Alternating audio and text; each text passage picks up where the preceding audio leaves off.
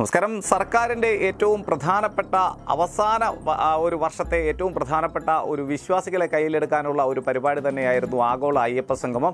അതിന് ഇന്ന് പമ്പയിൽ തുടക്കമായിരിക്കുന്നു. അത് ഉദ്ഘാടനം ചെയ്തത് മുഖ്യമന്ത്രി പിണറായി വിജയനാണ്. എന്തായാലും 2018 ശബരിമല യുവതീ പ്രവേശന വിഷയവുമായി ബന്ധപ്പെട്ടതിന് ശേഷം പിണറായി വിജയൻ്റെ ഇനിഷ്യേറ്റീവ് ദേവസ്വം ബോർഡിനെ കൊണ്ട് എടുപ്പിച്ചുകൊണ്ട്, ദേവസ്വം വകുപ്പിനെ കൊണ്ട് എടുപ്പിച്ചുകൊണ്ട് വിശ്വാസി സമൂഹത്തെ കൂടെ നിർത്താനുള്ള ഒരു വലിയ തരത്തിലുള്ള ഒരു ഇലക്ഷൻ സ്റ്റണ്ട് എന്ന് തന്നെ ആഗോള അയ്യപ്പ സംഗമത്തെ എതിരാളികൾ വിശേഷിപ്പിക്കുമ്പോൾ മുഖ്യമന്ത്രി ഉദ്ഘാടനം ചെയ്തുകൊണ്ട് സംസാരിച്ച വാക്കുകൾ വലിയ തോതിൽ പ്രസക്തമാകുകയാണ്, വലിയ ചർച്ചയാകുകയാണ്. ശബരിമലയിലേത് മതാതീത ആത്മീയതയാണ് എന്നാണ് ആഗോള അയ്യപ്പ സംഗമം ഉദ്ഘാടനം ചെയ്തുകൊണ്ട് മുഖ്യമന്ത്രി പിണറായി വിജയൻ പറഞ്ഞിരിക്കുന്നത്. എന്തായാലും ആഗോള അയ്യപ്പ സംഗമത്തിൽ പങ്കെടുക്കാനായതിൽ തനിക്ക് അതിയായ സന്തോഷമുണ്ട്. ശബരിമലയെ ശക്തിപ്പെടുത്തേണ്ടതുണ്ട് എന്നും മുഖ്യമന്ത്രി പറയുന്നു.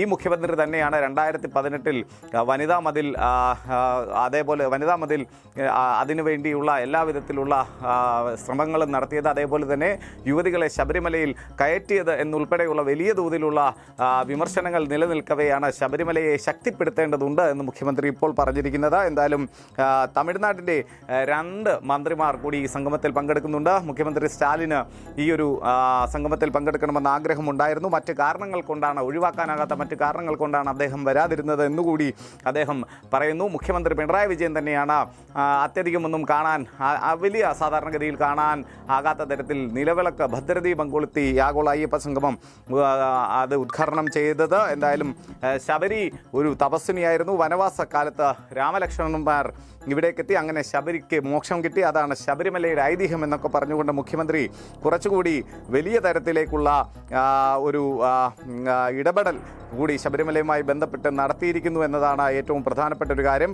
എന്തായാലും വളരെ പ്രധാനപ്പെട്ട ഒരു വിശ്വാസി സമൂഹത്തെ വിലക്കെടുക്കാനായിട്ടുള്ള മുഖ്യമന്ത്രിയുടെ അല്ലെങ്കിൽ ഇടതുപക്ഷത്തിൻ്റെ CPIM-ൻ്റെ ഒക്കെ വലിയ വ്യഗ്രത ഈ ആഗോള അയ്യപ്പ സംഗമത്തിൽ കാണാൻ സാധിക്കുമായിരുന്നു. മാത്രമല്ല എല്ലാ സമുദായ സംഘടനകളിൽ നിന്നുമുള്ള പ്രാതിനിധ്യം ഈ ആഗോള അയ്യപ്പ സംഗമത്തിൽ ഉണ്ടായിരുന്നു എന്നതുകൂടി ഏറ്റവും പ്രധാനപ്പെട്ട ഒരു കാര്യമാണ്.